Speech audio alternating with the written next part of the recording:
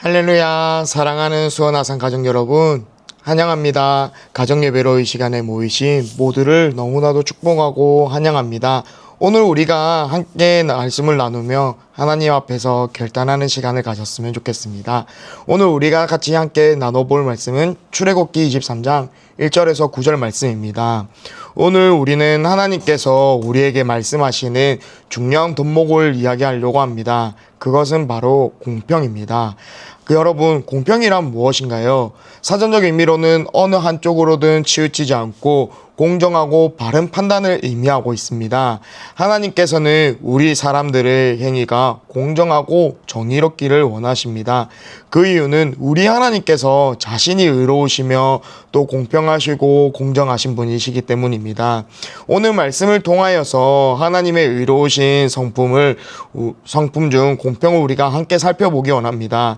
내 삶에서 나는 어떻게 살아야 또 공평하게 살 수 있는지, 공정하게 행할 수 있는지에 대해서 우리가 생각해보며 이 시간 같이 함께 말씀을 살펴보겠습니다. 본문 말씀은 이스라엘 백성이 하나님의 백성으로 살아가기 위하여서 지켜야 할 공평의 원리를 이야기하고 있습니다. 하나님은 공평하시며 또 그 백성 또한 그 삶 속에서 그 공평을 실천하며 살아가기를 원하고 있습니다.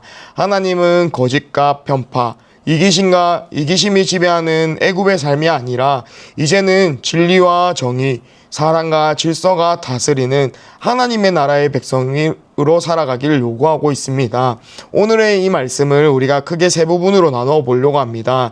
1절에서 3절을 보시면 거짓 증거와 불공정한 재판을 금하라고 이야기하고 있습니다. 거짓된 말과 유언 비어는 사회를 무너뜨리고 공동체를 파괴하는 독과도 같습니다. 다수를 따라 악을 행하지 말라는 말은 언론이나 사회 분위기에 휩쓸리지 말고 진리와 정의의 기준을 삼으라고 우리에게 말하고 있습니다. 가난한 자들이라고 꼭 그들의 말에 편들지 말라고 말하시는 말씀은 정의는 그 사람의 신분이나 경제적인 처지에 따라 휘둘리면 안 된다는 것을 의미하고 있습니다. 공정함이란 약자를 돕는 것과 별개로 모든 사람에게 같은 기준으로 판단하는 자세를 말하는 것입니다. 이 시대를 살아가는 우리는 때때로 진실보다 나의 감정이나 편견에 따라 말하거나 판단할 때가 있습니다. 그리고 다수의 의견에 휩쓸려 진리를 외면할 때도 우리는 있습니다. 하지만 우리 하나님은 계속해서 말을 하고 계십니다. 정직하고 담대하라. 그리고 공정한 기준을 지켜 행하라고 명하고 계십니다. 단지 도덕적인 문제뿐만 아니라 자기 자신이 하나님의 성품을 닮아 거룩히 살아가기를 원하고 계시는 것입니다. 4절 5절에서는 원수까지도 도우라고 명하고 계십니다. 우리의 개인 감정이나 관계에 따라 행위가 달라지면 안 된다는 것을 의미하고 있습니다. 원수의 짐승이 길을 잃거나 넘어졌을 때 우리는 인간적으로 외면하고 싶은 마음이 생깁니다. 그러나 하나님은 그 원수조차 동일한 이웃으로 여기고 도우라고 명하고 계십니다. 즉 원수의 짐승은 재산입니다. 그의 재산이나 권익이 위험할 때 외면하지 말고 도우라고 말하고 계시는 것입니다. 이 말씀은 단순한 친절을 말하는 것이 아닙니다. 그 이상을 명하고 계시는 것입니다. 감정을 넘어서 공평과 사랑으로 대하라는 하나님의 질서입니다. 하나님의 정의는 감정적인 기준이 아니라 관계 속에서 일관된 공정함을 요구하고 계십니다. 우리는 누군가를 도울 때 내가 좋아하는 사람, 또 이 사람은 내게 이익이 되는 사람, 그런 사람들에게 마음이 더욱 갑니다. 하지만 하나님은 원수에게도 선을 베풀며 공평하게 실천하라고 말을 하고 계시는 것입니다. 그리고 예수님께서도 말씀하십니다. 원수를 사랑하는 것은 복음의 정신과 일맥상통하는 것입니다. 진정한 하나님의 백성은 자기 감정을 다스리며 하나님의 공평함을 따라가며 살아가야 합니다. 마지막으로 6절에서 8절을 같이 함께 보려고 합니다. 가난한 자를 억울하게 하지 말라. 특별히 사회적 약자와 공직자, 지도자들을 향한 경고를 말하고 있습니다. 재판이나 판단에서 가난한 자라고 해서 억울하게 만들면 안 된다는 것입니다. 혹은 상대적으로 약한 자의 편을 든다고 해서 공정성이 있는 것은 또한 아닙니다.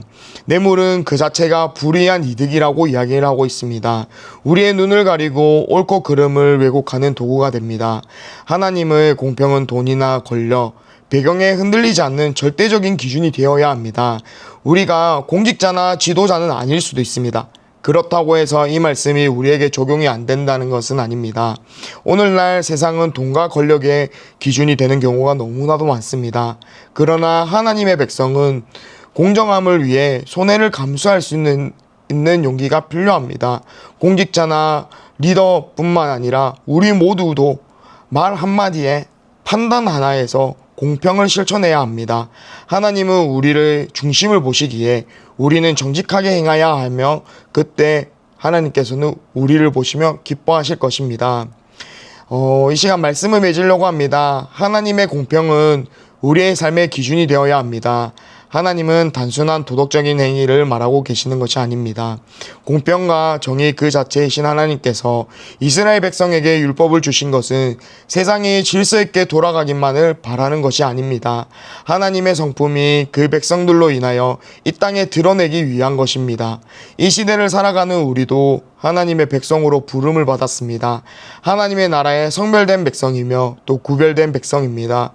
그러므로 오늘 살아가는 우리 역시 우리의 말과 행동, 관계 속에서 하나님의 공평을 실천하며 살아가기를 소망합니다. 하나님은 억눌린 자와 약한 자의 편에 서시는 분이십니다. 애굽에서 나그네 되었던 자들이었던 그 백성들을 보며 나그네의 마음을 이해하라고 하십니다. 우리도 세상의 불공정을 기억하며 다시는 그 길로 가지 않도록 조심해야 합니다. 사회가 불의로 가득할지라도 교회와 또 우리 수원하산교회 모든 성도님들은 하나님의 공평하심을 드러내는 거울이 되길 바랍니다. 가정과 일터에서 판단하고 말하는 모든 자리에서 우리는 공정하고 치우침 없는 사랑과 정의를 실천하도록 노력해야 합니다. 기도하겠습니다. 하나님 아버지 감사합니다. 오늘의 말씀을 통하여서 하나님께서 공평한 분이시며 그 공평을 따라 살아가기를 원하는 것을 우리가 배웠습니다. 주님, 우리가 삶에서 살아갈 때 말을 할 때 정직하게 행할 수 있도록 하시고 다수의 의견에 휩쓸리지 않게 하시고 진리를 붙들게 하여 주옵소서. 다수의 의견에 흔들리며 무너지는 것이 아니라 진리 앞에서 모든 사람이 공평하고 그들을 평등하게 대하는 우리의 마음을 지켜주시옵소서. 원수를 나의 이웃과 같이 사랑하며 연약한 자들을 도우며 이해하고 긍휼을 베풀며 물질과 이익 앞에서 우리가 넘어지고 흔들리는 것이 아니라 공의와 정의, 사랑과 진실로 살아가는 주님의 백성들이 되게 해 주옵소서. 주님, 우리가 한 주를 또 세상 속에서 살아갑니다. 세상 속에서 주님의 백성으로서 그 속에서 구별되어 빛과 소금의 사람들이 될 수 있도록 우리의 삶을 인도하여 주옵고 우리의 삶이 하나님의 통치와 질서를 증거하는 도구가 되게 해 주옵소서. 감사합니다. 사랑합니다. 예수님의 이름으로 기도드렸습니다. 아멘.